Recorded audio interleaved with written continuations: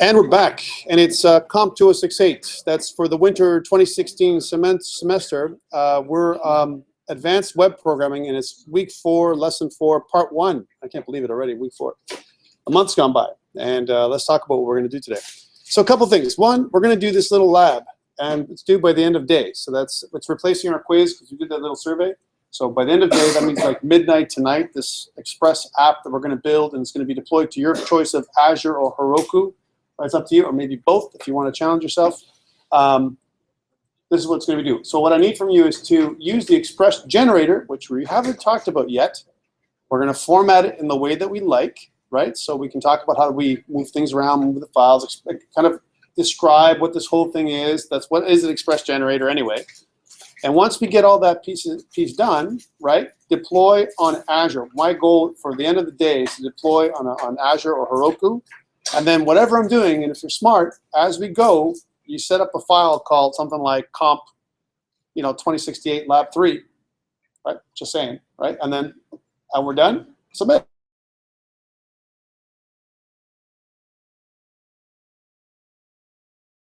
Banging out the issues. And of course, I'm going to have an example online of a working version, most likely, right? If I can do everything correctly, so you can certainly follow along. It's for you. The reason I'm giving you this is because I don't want a problem going forward. If like next week is your stuff is due, and then you have a problem with this is a problem, right? We have to talk about that. So let's bang this out. Last week we kind of did this lab as well, and look what I said here. Your server.js has to be exposed, and still people are deploying and it's not working. Why do you think that is? Server.js is not exposed in Azure, most likely. Chances are. You don't have a server.js on Azure, not going to work. Doesn't matter what it says in package.json. Okay? FYI. Let's look at this thing, and let's talk about Express. I've got this little PowerPoint that I'm going to look at right now. It's called Express.js, lesson 4. It's up on your Blackboard there that I'm going to follow. So you have it as well in PDF format. And I'm just going to zoom in here to talk about this. We're going to be talking about the Express middleware. We're going to use Twitter Bootstrap for our layout. So we're not expecting you to know to use CSS or be a CSS master in this course. In fact, like other courses we do when we do technology like this, we assume that you know something about CSS and something about HTML, a semantic HTML. So we don't focus on those two things. We focus more on, as an example, the technology behind everything, right? So it's okay to use Bootstrap as a CSS framework for this course. Okay, it's okay. You're not going to cheat. It's not cheating. You do it. It's perfectly acceptable. If you don't like Bootstrap and you want to use Zerb, right, Foundation, now it'd be Foundation 6 now. I think they're at Foundation 6 now. That's perfectly acceptable too. You don't have to use Bootstrap. Bootstrap is just a front-end CSS framework and JavaScript framework that helps us make our websites responsive, right? So that they work on mobile phones as well, right? All right, so I mean, we talked last week about Node.js a little bit more, and over the last couple of weeks actually. And one of the questions I always get is, why do we use Node at all? Why do we use Express at all? Why don't we just use traditional services, right? Why don't we just stick to PHP or ASP.NET or whatever, right? Remember what we're doing with Node. What we're doing with Node is we're creating a small server, the smallest piece. Node is almost like the smallest piece you can get. You've got a lot of core functionality just with Node alone, right? So you can make a server that speaks JavaScript as opposed to a server that speaks another language like PHP or ASP.NET, C#. Right? Whatever it's going to be, right? You want to match up those two. We found that when we test, when JavaScript talks to JavaScript, it's good, right? And also from a developer perspective, you don't have to juggle knowing two languages because now you're looking at two different syntax, sets of syntax, right, and so on. Also from a speed perspective, we also found that JavaScript, which is normally blocking, right? With Node becomes it does a lot of asynchronous calls to the server, so it produces almost like a non-blocking code. So it doesn't, because remember, think about blocking as call waiting. All right, I always like to think about call waiting. I always like this example, right? Well, so I'm calling Cindy, right? So and then Lucy's calling Cindy at the same time. I'm sorry, I'm just using them because they're right in front of me, right? So I'm calling Cindy up. Cindy answers the phone. Cindy answers the phone. Yeah. Okay. So Cindy answers the phone, right? So she's on the phone. I'm on the phone with her, right? Now Lucy's calling, right? You hear the call waiting signal, right? You get what you get. You transfer her temporarily and say, I'll be right with you. You're going to have to wait. So now she's in waiting mode. That's blocking. I have to finish my call with Cindy before Cindy can talk with Lucy. Okay, a blocking, fully blocked scenario, right? Where one thing has to function before another one, right? Asynchronous means, you know, now, I don't know how Cindy's going to do this, but she can talk to Ari, she can talk to all kinds of people in the class, right? All at the same time in little bits and pieces. She can say, hi, hello, I want to, and she can send little packets of information to all of us all at the same time. She doesn't have to, you know, just communicate with me, right? So from a server perspective, that's how it kind of works anyway. We almost like work with different processes, right? So almost think about this big process pool. And I'm going to go into this process pool and pull a process down, or a thread. We call them threads as well, right? We pull a thread in from the thread pool, right?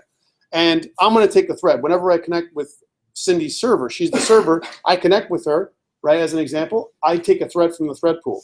So do you, and so do you. Typically, that's how it works. With Node, it's a single thread application, right? That is asynchronous. So it does basically what it does is it's like a true multitasking system. And what we found is if you take a Node server like that, and bigger, even places that do e-commerce, they use it as well. Like for example, Walmart is a good example of a Node.js user. They were the first adopters, if you will. You can actually have faster response time, especially during peak periods, with something like a Node.js than a PHP or an ASP.NET. So just from a performance perspective, there's performance involved, right? So there's many reasons why this is coming into being, and it's almost like this is one of the reasons why, and I like to call this is the age of the rise of JavaScript. JavaScript is coming out of the depths of being a funny language that people don't like to being a really powerful, flexible, object-oriented, you know, development environment, right? Where you can make any app you want across any platform, right? So that's why we use Node. We use Node because, it's non-blocking. It allows us to do, kind of respond on a single thread. We've done this kind of stuff before where we run a Node application, we go Node and whatever the JS file is called. So Node server or Node server JS, that's perfectly fine, right? We've talked about these things before. One of the things we really haven't talked about too much before as we go through this, and this is just a kind of a revamp, a review of the stuff we've talked about, is this idea of this connect middleware. So again, we have this need, right, to have this HTTP module that we use to listen to, for example, calls to a specific port. And you know what? When we use just Node by itself, it's the core functionality. There's not a lot we can do with it beyond its regular capacity. When we layer Express, which is, by the way, based on an older technology called Connect. Connect was the first module that they came out with that gave Node more functionality. It almost expanded Node's capabilities, right? So whenever we think about Node programming, Node.js, always think about it as I have a core module, and now I'm adding additional modules on top of it. And another great example for this is this. You're a superhero, and all you have is body armor, right? That's all you know how to do. You have no super strength, you have no flight, you have no speed, you have no supervision, you have none of that. All you have is body armor, so you can take a lot of hits, right? So someone can pound the crap out of you, but you're gonna be okay, right? Because pretty much you're invulnerable, nothing can hurt you. But you can't do anything else. You can't pound anybody, you can't defend the good, you can't fly, you can't teleport, you can't do any of that stuff.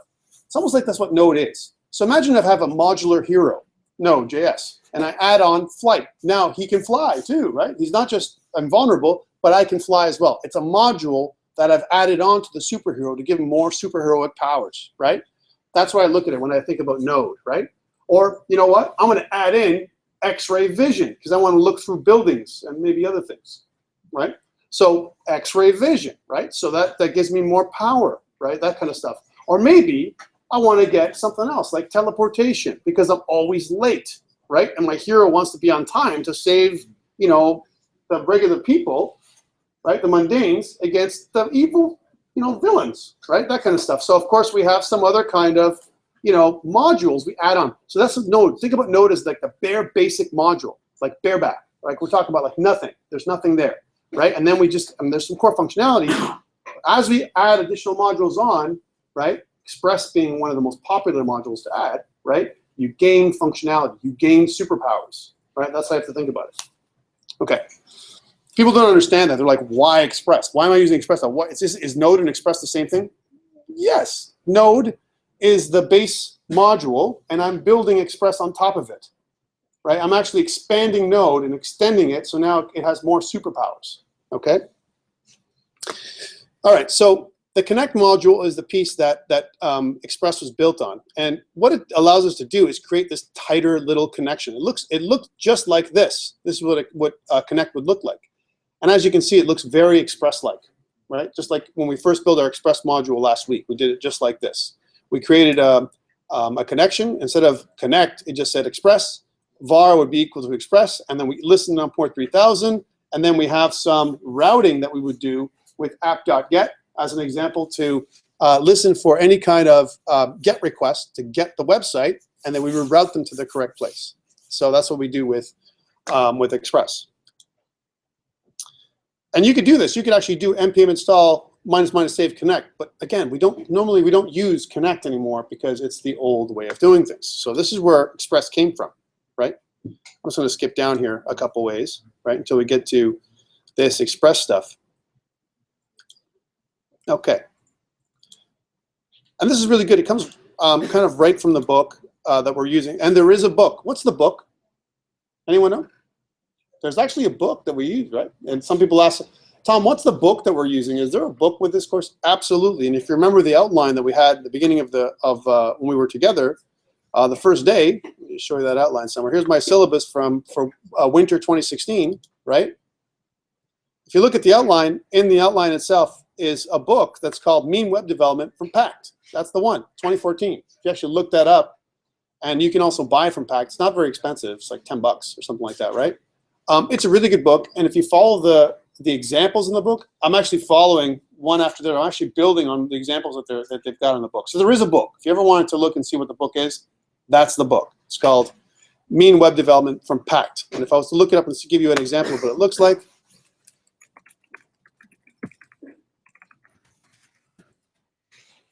Pact. And I'll show you the image of what the book looks like. It's this book with this flamingo. Thank you. That's on the front, right? That's what it looks like. If you see this book, then you've got the right book. And that's the book that we're following, okay? So it's not like I'm coming out with this from nowhere. It's like we're physically following a plan that comes right from the book, okay? Okay, let's continue. So going back to this then, with this Express framework built on this old Connect module that we used to use as middleware to connect, to add additional functionality into Node, right, is what we're going to be using today. And we built this last week. We did kind of this app use or app get, where we have this particular route, and then we send a hello world, or what we did last week, we used send file with dir name to kind of send a specific route. That's what we did, okay? But what if, instead of using, this application, this Express application, by the way, these are the typical methods you'll see: app set, app get, app engine, which is the type of template engine where you're going to use. For example, HTML, or for example, EJS or whatever, which is what we're going to be using today. We're going to be using EJS templating engine, right? I mean, it allows us to use things like very similar to what it looks like with PHP. See, with PHP, you do these import statements kind of thing. And what you do is you can have different piece parts of your HTML documents as templates. So if I have the head of my document as a template, and I have the footer of my document as a template, and then I have my content, I can have all these different templates in there. And as I modify those templates, I have functionality. I can build out my application and scale it out, right? And I can keep those separate, those templates, from the actual rendered views, which we're going to see. Okay? So part of the thing when we take on a scaffold, first we have to understand this stuff. What is it coming from? It's coming from the Express module. Okay?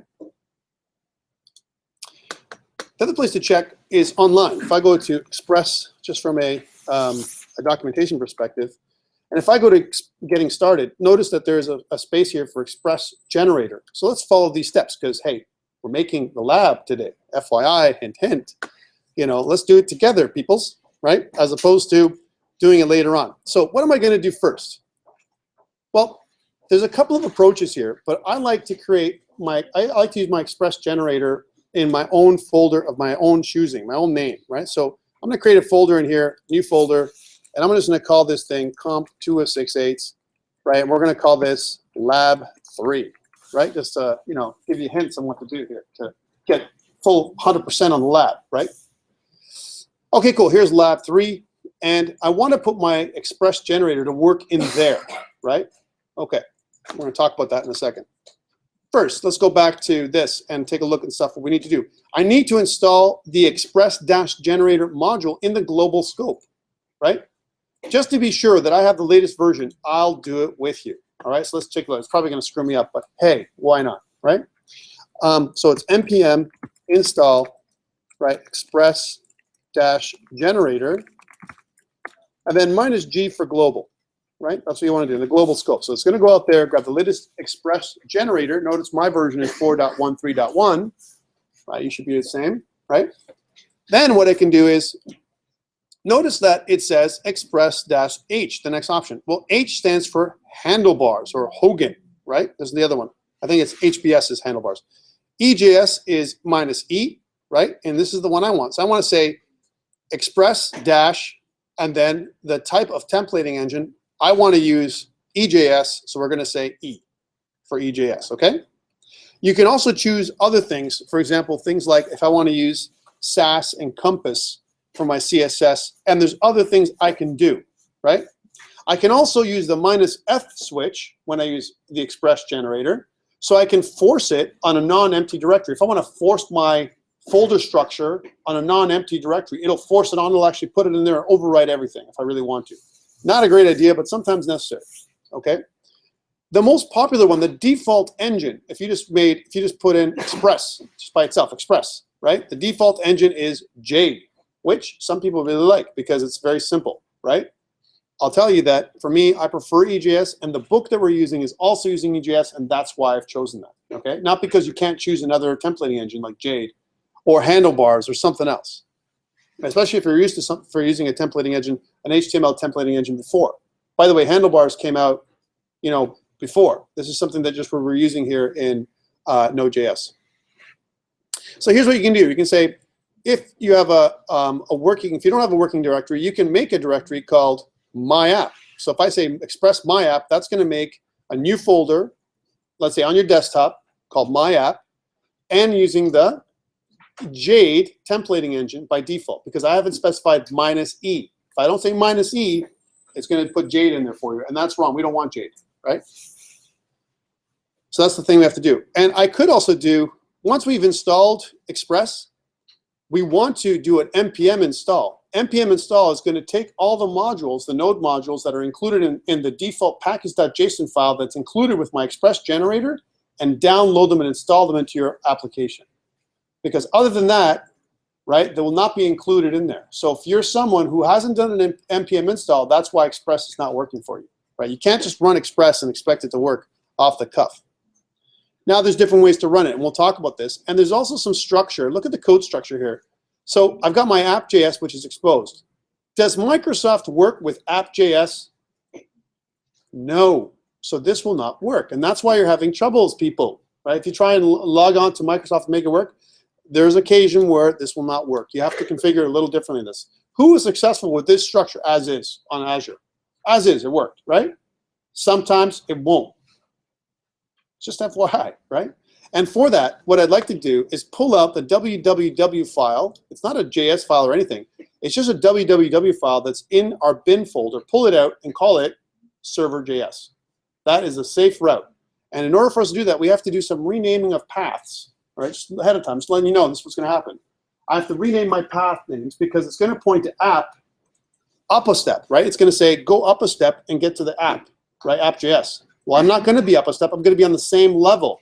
So I'm going to have to change in my pathing for app. It's going to go from ... to just . And we're going to look at that in the path. That's one of the changes we're going to have to make. Okay. So I need to expose that. That's one thing I noticed. Notice also I get something called a public folder. My public folder, right, is going to be added to my path. This piece here is always added to my path. I don't have to say public JavaScripts. It's not going to say that. I just have to refer to the JavaScript, and it's automatically included in my file. So we'll take a look and see how that works. Okay. And the other option is same thing for style sheets. Our style sheets in a path style sheet, is automatically included in here. Routes is a separate file. Now, what are these routes? Do they belong to server or do they belong to client? Where would you put them? If I was going to make two folders, one server, one client, where do you think routes would go, right? It'd be kind of in a server folder, right? If I was going to encapsulate my route folder in another folder, it'd be in the server side, right? So this is the structure I'm going to use. I'm going to make two basic parts of it. I'm going to make one, I'm going to leave one that says public. I can rename it to client if I want to. Let's leave it as public for now. And then I'll make another arm called server, right? So server is where everything is going to be from the server. It's going to handle things like all my routing, right? It might even handle all my views because those are back-end views. There's a difference between back-end views and templating and front-end views. We'll talk about that as we get to Angular, right? Angular has its own templating engine, right? And some people choose not to use Express, the Express templating engine, with Angular, right? They just said, let's just use Angular on the front end. However, they two can talk to each other, right? So you could use something like EJS and Angular, which is what we're going to be doing, all right, to show you both. And there's going to be some advantages and disadvantages of using both systems. So there's 7 directories and 9 files as part of the Express generator. This is a scaffold that's going to come out.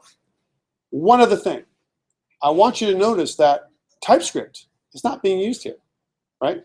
So if I want code hinting, I need to incorporate TypeScript into my files. And Express is broken, my friends, right? When it comes to to TypeScript. I got to fix it, and I got to incorporate TSD. I got to add in Bower. I got to do all that front-end work to make my application scalable and smart so that I can do all my code hinting. Otherwise, 0 code hinting in Express with Express Generator, right? And that's bad because that means that if you forget something or whatever, you can look at some examples, but the code hinting really helps because it'll solve your problems. It'll debug things for you, and then suddenly you'll go, oh yeah, I forgot to put that, or I mistyped this piece. You won't get that if you don't use the TypeScript, and that's why I use TypeScript all the time. All right, let's try this out and see what happens. So I need to do this Express, and I want to go into my folder. I already have a folder called with the name that I want, which is right here, right? Here it is. I need to navigate to that folder, right? So I'm going to do a CD, and you can do this, by the way, on Mac and on Windows machines. Go CD, and I'm going to take my folder and drag it into my terminal or command prompt, right? This will give me the exact path that I need to go to navigate to that folder. Now, this is before we do any kind of Visual Studio Code or anything like that, right? Because we don't want Visual Studio Code to have anything to do with it yet, okay? Trust me. If I do an ls or an ls.al on Linux machines, notice that I have nothing in the folder. The folder is completely empty. There's no Git repository. There's nothing, which is how it should be, okay? I'm going to type in Express -E. And if everything is configured properly, if I press Enter, it's going to do this. Right? Do you have this? If you don't have this, something is wrong. No one's saying anything, so that means I'm assuming everything's right. Yay! Cool. Well, we're in here already. If I do a list now, right? Notice that I'll do it up here so you can see it. Notice that I got an app.js, a bin, a package.json, a public, a roots, and a views, exactly like it says. I need to do an npm install, right? Because if I don't do an npm install, I won't have any access to my files. So let's just do that. So we'll say npm install. Okay. What it's going to do, it's going to go up on the web and grab all the required npm modules. These are all of them, right? Like lots of them, and install them. And it's going to create its own folder called node modules. Do I ever want to put my node modules up online? No. So that means I need a gitignore file. This is where we start using our Visual Studio Code. And before I go there, I'm going to start off bare bones. So there's not going to be Visual Studio Code with TypeScript, just JavaScript. Let's take a look at that. And then we'll look at the structure, we'll restructure, and we'll add TypeScript after, right? Because we want to add it for support as we scale out our application, right? Let's do that. So I don't need this window right now. I'll put it aside. I'm going to pull up my Visual Studio Code, which I have another application I've got here. I'm going to drag and drop my COMP2068 Lab 3 and put it into this pane right here. Okay, cool. Let's take a look at our package.json file. Whoa. Couple problems here. This is the old way of doing it. And also version 000 is probably not right. I probably want to put in something like 001. I also want to change my package.json so that this is all lowercase. And this is trying to match up with my file name or my folder name structure, right? So I'm going to go COMP2068, and then it's lab3, right? It's important to try and do this, guys. Here's something. We have us under scripts. This is a new property of our JSON file. This is just a JSON document, right? And notice that inside of our JSON, we have several properties: a name property, a version property, a private, is it private or not? A scripts property. Look at what my start script does. If I do npm space start, it's going to launch. Actually, is an alias for node./bin www, which means that if I go into my bin and look at my www file, it looks like this. And this, my friends, is just a server.js file that's been split off two pieces. One that takes care of server errors and connections. An example of that would be I'm connecting to my server, and it has something called a process. Here's my process. Notice how there's an underline here. So I don't understand what that is. And it does this whole process.env port, right, that we saw before. It does all that piece for you. It normalizes the port, right? There's a special normalized port method that it uses. And it chooses either that port or port 3000, depending on one or the other. That's all it does. And then it sets the port variable to the port that we're using right here. So I app set. So I say, when I say port, anytime I refer to port in quotations, it means this port variable. It's just making an alias. So a lot of stuff going on in the background. And if you don't understand this stuff, you're like, what's going on? It's a lot of stuff I don't get. Tom didn't talk about this stuff, and it's here. What do I do? Don't cry, right? It's just we have to reorganize things, right? So what I have to do is this. Let's move our www file. First of all, let's rename it. And there's a couple ways to do that. Here inside our document, I'm going to rename this thing. So I'm going to go rename, and we're going to call this thing server.js because I need that. I need it, right, for Azure. No, if I don't have this in server.js, Azure sometimes will not run. And same thing goes with something like a Heroku. It needs a direction. Give Heroku or Azure an endpoint. If you don't give them an endpoint, it doesn't know what to do, won't run properly sometimes. Okay, it can't be in our bin folder. That's wrong. I got to pull this out. I'm going to pull this out in the same level as my app.js. Yay, cool. Notice that my app.js normally would be up a level, but it's on the same level. So I got to go in here and change this ... to a single dot. And a single dot is like saying, look at the same folder level. That's what it means across different platforms. All right. So you may have not seen this structure before. You may have been used to just app, but this is more of a relative path. The way we do relative path with Node on the back end, we use the / format to indicate on the same level. So if I want to access a folder on the same level, I go / and then the folder name, all right, or the file name, okay? Now in this case, I would have gone up one, right? So / app is what I'm going to do, and that's equal to this file or this variable called app. So I'm actually saying require my app. Remember, I did requires before with modules, where I'm requiring a whole module, like for example, HTTP or Express. Here, I can use require, but instead of requiring a whole module, I'm requiring a whole file. And what this does is it takes that file that this refers to and slips it into the place on line 7. Think about taking that whole file, app.js, and pouring it into line 7. That's what it does. So at line 7, it executes everything from app.js. That's what it does, all right? So when I do this kind of include, all this stuff from app.js is included right there. That's one, okay? So I need to do that. So here's my server.json and app.js. I don't need my bin anymore. Let's get rid of it.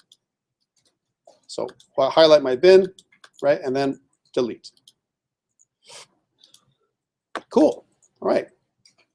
I got to change my package.json because my start points to bin www, but I don't need that. It should just point to server.js, right? So let's do that. Right? Definitely got to change that, right? That makes sense to change. Yes. No. Because if you notice, my package.json isn't, it's not using relative path. And just, just using this right here, right? Notice also that it uses certain modules like debug, cookie parser, body parser, express, Morgan, serve, favicon, all the stuff that it loads in. And this is where, when I did an npm install, it went out to these dependencies because someone, when they built this express generator, used the -- save equivalent to build out an application that we can use to scaffold our apps, right? Okay, cool. So let's test it as is to make sure that we're good, right? Because I made some changes, and who knows if it works. Let's check it. So I'm going to go out to the command line. I'm going to go open in terminal, right? Or in your case, it might be the command prompt. I'm just going to close this tab just to make sure it's one tab. And let's run npm start. If I did everything correctly, then I should be listening on port 3000. If you didn't do something right, and if you didn't change your package.json, or if you didn't pull things out of the www file, it will not run. It'll give you an error. Who gets an error? You didn't do something right. Let's review, right? So two things. First thing is I pulled out my server.js.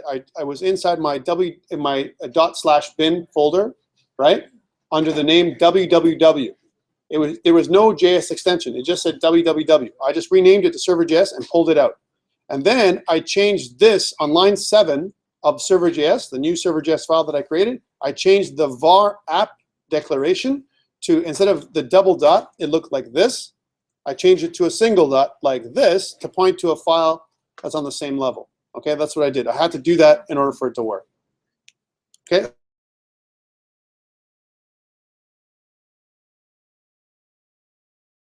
Server.js, so that whenever I say npm start, it actually does this. It runs this, Node server.js. That's what I did.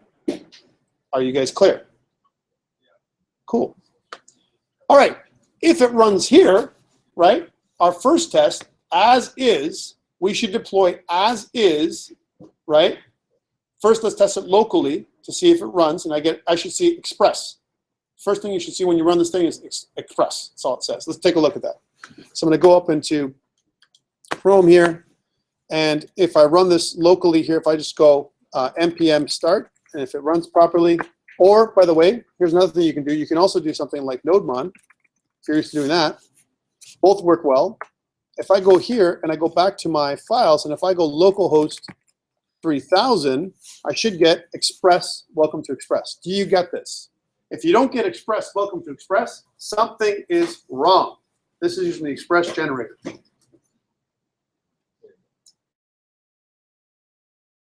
Express, are you okay? You running? No, I have an issue. You have an issue, okay? Want to run over and see if he's got an issue? He's gonna go. Anyone else? Oh, look, Ari, you on your side, you got all these people that have issues. Go ahead, take it. Right? Anyone else want? There's other people that need help over there. If there's someone perfect on this side, you know what? The best way to learn is to help somebody else out. So go over there and help those people. Put up your hand if you need help, please. Put up your hand if you need help. I got some people. So there's people over here. If you're good over there, come over and help someone out. It's a good way to learn because you're going to show somebody else how to do something, and then it's going to go through your brain twice, right? Best way to learn is to teach somebody else. Okay. Meanwhile, I'm going to continue, and I'm going to go up on. There's a hand over here. I got a hand over here. I got a hand over here for the people on the other side, right here in front. Lucy's trying to help. There we go. Okay, let's continue. I've got my scaffold, right? It works locally. I want to deploy this to a GitHub repository because that makes sense to do. Let's do this next step. I'm going to deploy to GitHub. Let's do it. So I need a GitHub repository for me to do that. So I'm going to go up on GitHub. And I'm going to go to, on GitHub, I'm going to go to Georgian. And I'm going to add a new repository here that I'm going to call COMP2068 Lab 3. Right? And then press Create Repository. Yay, I got a repository. And you know what? I don't want to put my all my stuff up here, all my node modules. So I definitely want to ignore node modules. I want to ignore anything to do with Bower components. I want to ignore, if I'm using Cloud9, C9, I want to ignore those things. I want to ignore, if I'm using a Mac, dsstore. We're going to ignore those things. All in my gitignore file. Let's try this out.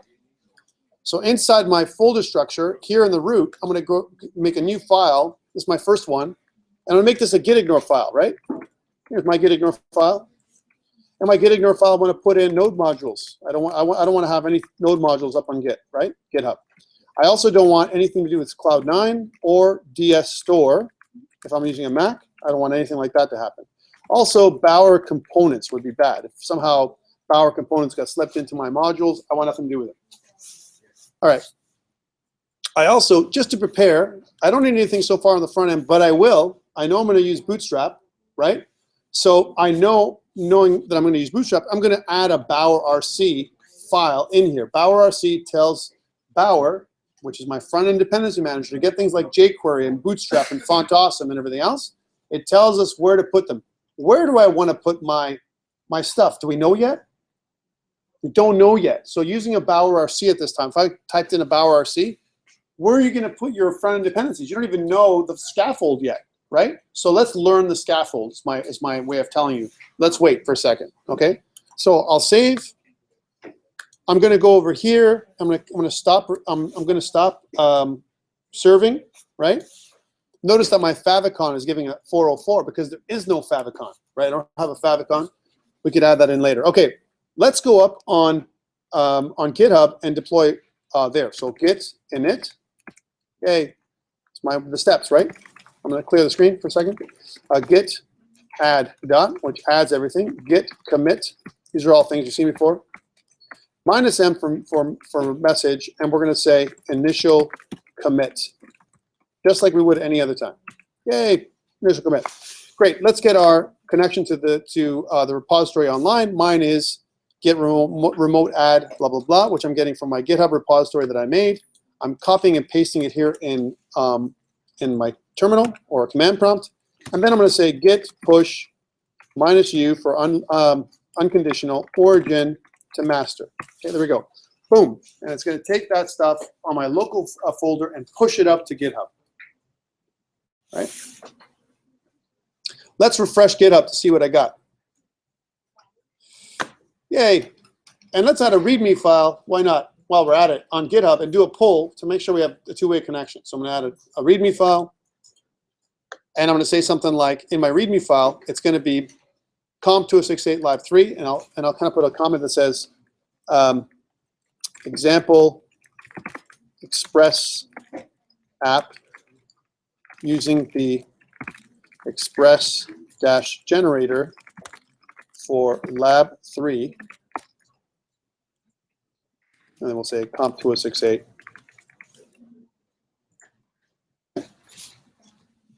Make sense? Or maybe we'll put it COMP2068 Lab 3. How about that?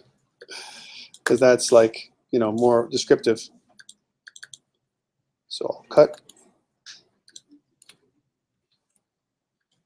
There we go. And I'll save this thing down here. Just commit the new file. So I've got a new file called readme.md up online. Here it is. And now I want to pull it back down over here. So I'm going to do a git pull. Just to be on track. I know that this is my last one. I do a git pull, it pulls it down from online. And if everything goes well, when I look at my Visual Studio Code, I see a readme.md with all that stuff. So I've got a two-way, I've got two commits. One that I made for my initial commit, and the second one that I made for my readme.md. Yeah. I want to auto-deploy to Azure. Let's do that piece. Let's check it on Azure to see that my change, that server.js file, works, and that doesn't give me some kind of, you're not authorized to do this. One of those, or, access denied or whatever it's going to give you. Let's go up there and try that out. So how do I do that? I'm going to go to Azure. So it's portal.azure.com. And on my portal, I'm going to create a space for my web project, right? Just like we did last time. So if everything goes well, I'm going to click the plus. Again, it can be plus or new. I know that it's plus. Click plus. And then under plus, it's going to ask me for what I want to add. I want to add a web plus mobile kind of container. I want to do a web app. That's what I want. There we go. A web app. This stuff you've seen before, guys and girls. And after I've done my web app, I need to give it a unique name when Microsoft gives me the time of day here, right? I want to make a unique name for my web app, and it's got to be something that's unique across azurewebsites.net. Okay, if it's not unique, not work. Having all lovely slowdowns today. This is fantastic. Huh? It is very slow. Right. Is it slow on the wired network as well? Are you wireless or wired? Let's mitigate that.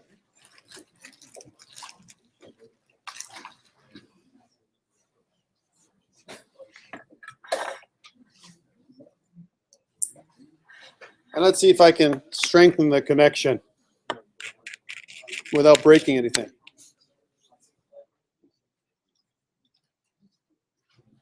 Also, what we can probably do is refresh. That might be something to do as well.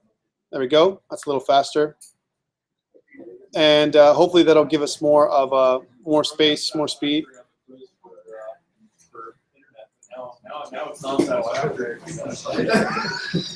I so apologize. Yeah, so I'll wait till Azure does that. It'll do this little dance. And it'll come up in a second. There we go. It's coming. Slowly, slowly, but it's coming. I am wired now, so it's not a wireless wired issue. It seems to be even on the wired network. Still the same slowness. I don't know if you guys have seen this. Have you been able to create this yet? It's me on the wire. I'm on the wired network, and mine is like.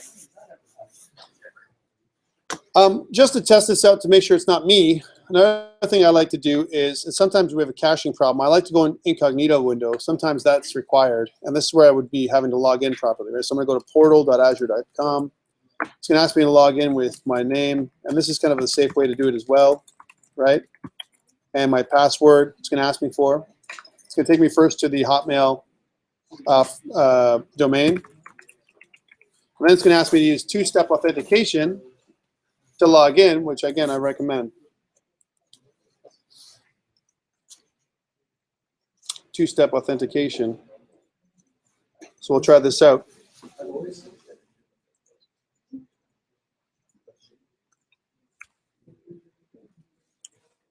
Yay. Okay, so now it's going to log me in, and I should have the same functionality without any kind of caching issue, if that was the problem. I don't think it's the problem, though. I think it's something else, and we'll see what it is, right? Yay. Okay, it's coming up. Let's try this. Plus. Yes, that's good. This is taking way too long. Yeah, here we go. And we're going to go here. And that's good. So on our app service name, we want to make a unique name. So I'm going to say COMP2068 Lab 3. And hopefully no one's taken that. Someone took it. That's fine. So that's okay. For the winter 2016 session, I'll make a Lab 3. That's totally fine to do, like this. And when I do that, I'm going to press Create. I've got a space for it now, right? There it is. And now what it's doing is it's deploying in that space. And when it's done deploying, it's going to take me to the deployment screen, the settings screen. So you got to give Microsoft a chance to finish this deployment, to create the container for you. Otherwise, it's a no-go, right? Did I ever tell you about the no-go, a car that was called no-go in Spanish? No? Anyone want to know that story? It's kind of a funny story, but maybe not so funny. Okay. Thanks, man. I appreciate it. He's a guy in the audience, right? I'll take it. He's a plant. He's a plant in my audience. So back in the day, I'm waiting for Azure. There was they made one of the things we talk about when we talk about bad project management is we always talk about the Chevy Nova. Everyone hear the story? Chevy Nova was a really popular car back in the 70s and 80s. Massive, production in the States and so on. It was awesome, and they tried to sell it to South America, right? But what does Nova stand for in Spanish? No go, right? So did anyone buy the car? No. So it didn't go, right? Because it's like saying, hey, buy my Chevy that doesn't go. No go, Nova, right? But for Nova here means Nova, like a Nova, right? So it was kind of cool. And so they always blame project management for that because, that's something they didn't test. They kind of created the name. They didn't care what it sounded like. And now if you notice the new car names that come out, like Civic, what does Civic mean? Nothing, right? Not really anything. And the same, a lot of the other cars have their own kind of, you know, they make a name up, they make a word up for the car, right? And it doesn't mean anything in any other language. So they translate. Sometimes the car is named differently in different places now, right? If it's the same car, like the Ford Fusion is a classic of that. If you take it to Europe, it's not the Ford Fusion anymore, it's something else, right? But it's the Ford Fusion. It's just a different body and some other different features, right? And it's called something else because they don't want to have the same problem. So I have this no-go happening right here, right? Oh, there we go. I just spoke too fast. Hey, Microsoft took care of it. So as soon as I'm done my story, there we go. Okay, so we're up on Microsoft. I've got a space. It's called COMP2068 Winter 2016 Lab 3, AzureWebsites.net. It's kind of deploying. I want to create my continuous deployment connection right now, even though I've got a very simple connection and there's nothing on there. So I'm going to click on continuous deployment. I like to take care of this up front, right? So I've got my connection. I know it works. And if it's broken, I know it's on me. I don't want to test it afterwards and then it's not working. That would be bad. So test and test early is what I'm saying, right? So let's click it. I'm going to click on configure required settings. I'm going to click on GitHub. I'm going to click on, instead of my personal, I'm going to click on Georgian. And under Georgian, I'm going to click on my project, which is Lab 3, right? And then click accept the master branch and click OK.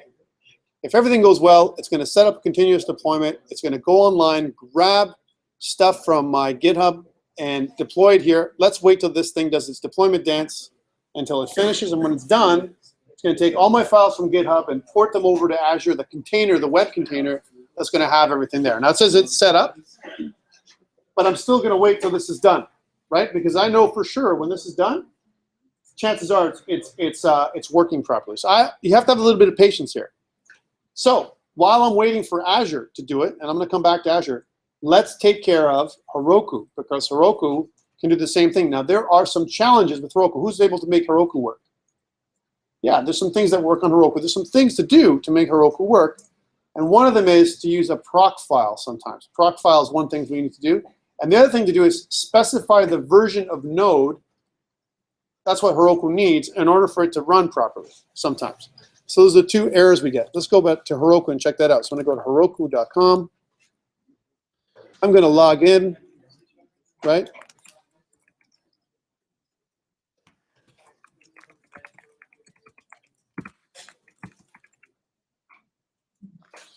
When I go into Heroku, I have a bunch of little applications, right? And what I want to do is I want to add a new one. So I'm going to click plus, new app.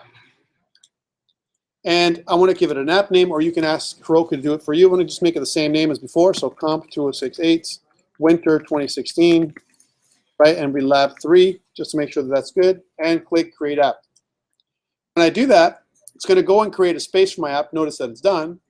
But I need to click Deployment. So click Deploy, right? I'm going to go down and click GitHub. And under GitHub, I'm going to go and choose Georgian. I'm going to search for the repo name, which is COMP2068. So I'll say COMP2068, search. Here's Lab 3, connect. Yay, it's connected. I'm also going to do things like enable automatic deploys. And down here, I'm going to deploy for the first time, deploy the branch for the first time by clicking Deploy Branch. Now watch this thing. It's going to give you some logs. It's going to tell you if there's an error, right? So it's going to go through, trying to figure out what you want to do. It's going to see if it can detect Node. It's going to go through my package.json file. Take a look. It's going to launch it. It detects everything, and it says everything is cool. If everything was really cool, if I click this view button, we should have everything working. Let's try it. We're good. So we're deployed on Heroku, no problem, with an Express generated app. No problem. Let's go back to poor Azure, right, and see how we're doing. Hey, we got good on Azure too. Let's test it by clicking this command click and see if Azure's working, right? So I'm clicking command click on Azure, we're waiting for it to go. Hey, we got good on Azure too. Why? Because I'm using server.js. I've pulled it out of my www, the bin file, the www file. I've renamed it to server.js. That's like step one. It'll make sure that things will work properly. If you do it the other way, it may or may not work, right? And I don't want to take that risk. Is everyone with me on this one? You're almost there, right? Actually, no? Who's no? No? You guys are no? You're not with me? Okay, maybe we can, Ari, you're sitting right next to me, maybe you can give him a hand. He's like, what? Oh, what? All right. I think it's the guy right next to you. Yeah. Or should I say Q double man? That was his Facebook name for a while. So all right. So let's modify this because we know it works now. I want to start modifying my Express app so it works like how I want it to work, right? Not how it wants me to work. All right. This is where the changes come in, where you break your code. Let's break the code together. All right. Well, I want to generate some views, and notice that I have a couple of views. I have my error EJS file, and I have my index EJS file. I also have, do I have anything else in there from a routing perspective? My index.ejs file has an index, and notice how I use these percent angle bracket percent equals. And you know, one thing I don't like about Visual Studio Code, and there's only a couple things I don't like about it, I'll tell you right now, but this is one of them. It's kind of a pet peeve of mine, is that it doesn't understand EJS as an HTML template. So down here,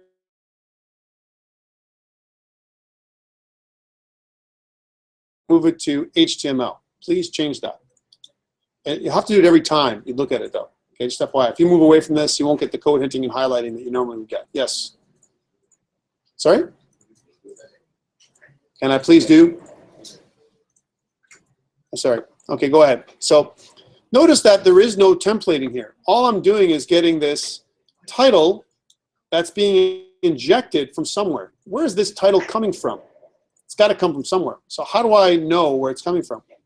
Well, a good place to look is roots, right? So if I go and I look at my index.js, my path now is index.js in my roots folder. And notice on the top here, it tells you, if I was to look at my index.js, it says index.js roots, right? So roots would be the folder, index.js is the file. And I have this express require, I'm requiring express, so I'm getting this express object right here. And then I'm creating something called a router, and I've got this one path, this one route, here it is right now, right?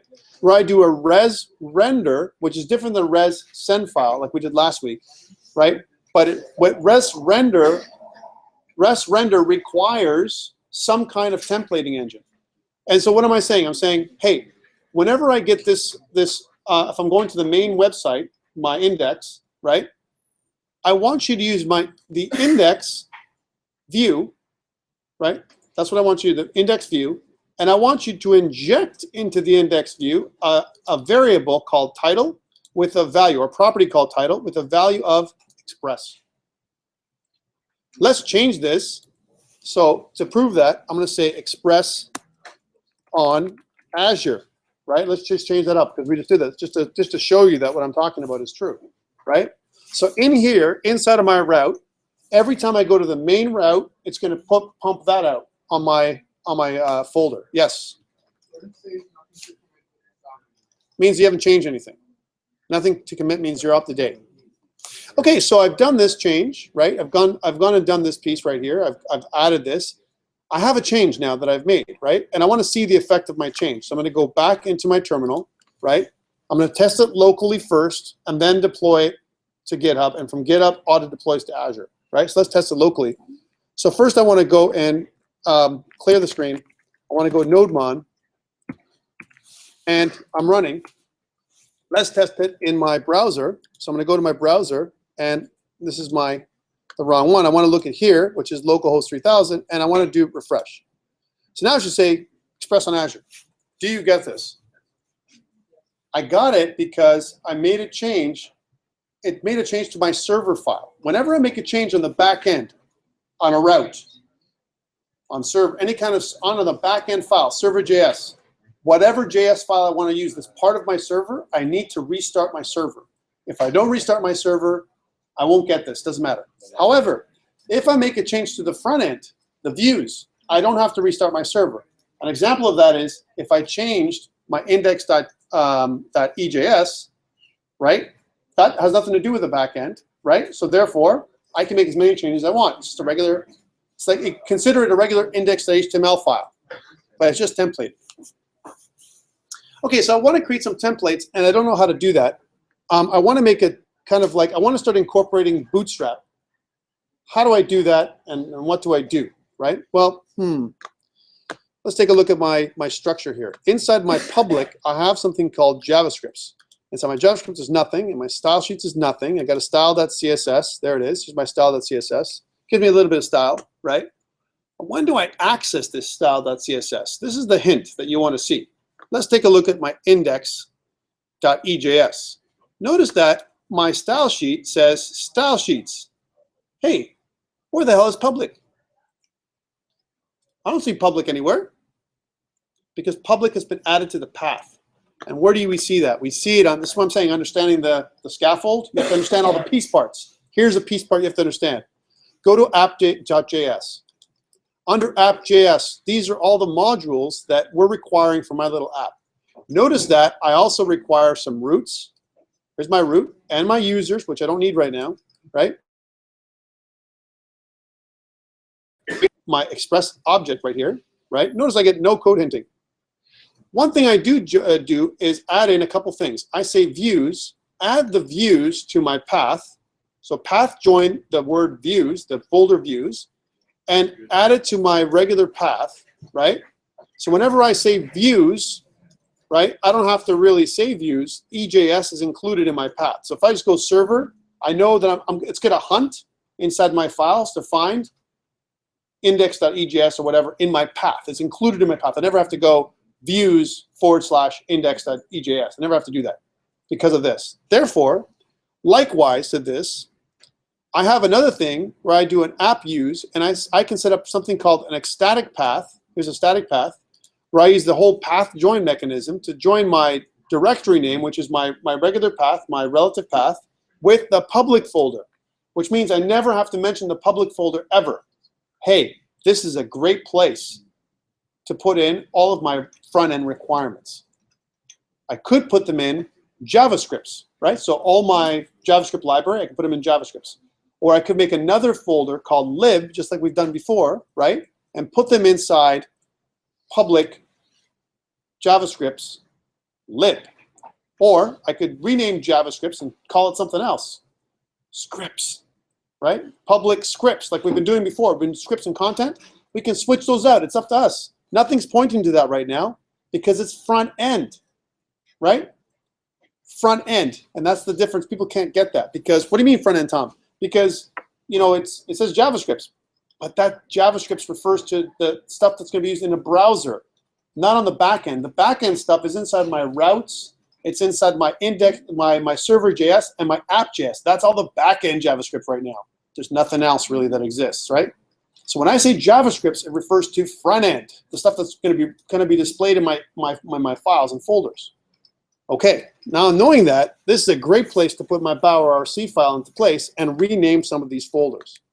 For example, style sheets is not to my liking. I don't like it. So let's reroute this thing. Let's redo it. So I want to, instead of style sheets, let's rename this style sheets folder, and we're going to call it content, like normal, right? Content. Well, that means that if I want to maintain my pathing for my index.ejs, I got to change this from style sheets, style sheets to content. All right, that's the first change I need to make. I also don't like the idea of style.css. I hate that word. I want to use app.css. So let's rename that too. So I'm going to go to content and go in here and rename this thing so it suits our function, app.css. There we go. And go in here and change that too. Yay, app. Made some changes. Dangerous, Tom. Great place to check and see if it works, right? Because we've made some changes here. And this is a great way to test how things are going. JavaScripts. There's nothing in JavaScripts. Nothing's being referenced. Let's rename this too. So I'm going to rename my JavaScript folder into scripts. Oh, here's my scripts folder. Yay. So I want to put all of my front-end dependencies, my Bootstrap, my Font Awesome, my jQuery, all inside scripts lib, just like we've done before in the other examples we've used, right? But it's inside of my public folder. So for Bower, not for what we're going to display on the web. I need to do this. Public scripts lib. That's what's got to go into my directory structure in my Bower RC file. So when I do a Bower install, it's going to install all my stuff, all my dependencies in there. That's what I want it to do. Let's do that. All right, so now we have a place for my files to go, right? And I need to create a Bower RC file here. Let's do that. So new file, .bower RC. And inside here, we're going to say control space, we're going to put directory. And instead of Bower components, we want to specify public and then / scripts, capital S. That's how I want to name it, right? Lib. That's my naming structure, right? You can call it whatever you like. This is your scaffold. My recommendation is something like this, though. Okay. Okay. So that's what it is right here. Now, in order for me to launch any kind of Bower front end components, I need to do a Bower init, just like I did an npm init before, right? When I first started my session. So I'm going to go back down here, go into open in terminal or command prompt, and so I'm pointing to the right folder structure, and then do that. Say Bower init. It's going to go up online and say, okay, let's start doing our little wizard to start initializing our Bower packet, our Bower.json file, right? So I'm just going to press enter. My description is, let's put some description in here, COMP2068, a lab 3 deployed to Azure. That's what it is. Enter, you can put other things in there. My main file, I can specify, or I can press enter. Let's just press enter for now. What kind of modules does the package expose? AMD, ES6, globals, Node, blah. Let's just press enter. Keywords, enter. Authors, that's me. It'll be different for you. My license, MIT is fine. Enter, and my home page points to my GitHub homepage. You can make it point anywhere you like. And set currently installed components as dependencies. Sure, but there's nothing there installed. And add commonly ignored files to ignore list. Sure, why not? And now, would you like to work this package as private, which prevents it from being coincidentally published to a registry? Press enter, and press enter again. And notice that it says, hey, Tom, ever since we got together last week, we've updated it to 1.77. What do I need to do? I need to do one of these, Bower updates, right? Which is going to go up there, or npm updates, npm kind of updates, you know, -g. And this will take some time, so let this do what it's going to do. I could also do, instead of npm update -g, which is going to take a lot of time to do, I could have also done npm install Bower -g, which just installs that one module. So I'll let that do its dance for now. It's going to go out there and do its stuff. And if it errors out, it's okay.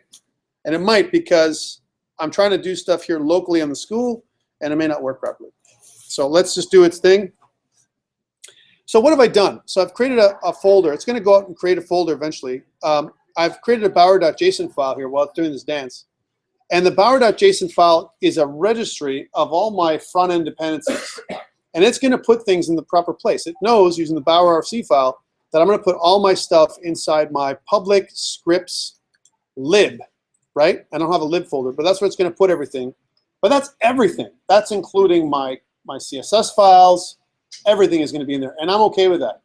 You're going to make some concessions sometimes, because my folder directory structure, I can make it so that it's like, I can make a separate lib folder that has nothing to do with scripts. So there's all my libraries, like whatever. But I'm just putting it under my scripts folder. That's my convention. Let's see if it's finished. Probably not. Yay. It's going to do its, you know, dance here and get everything else that I'm going on. Nodejs.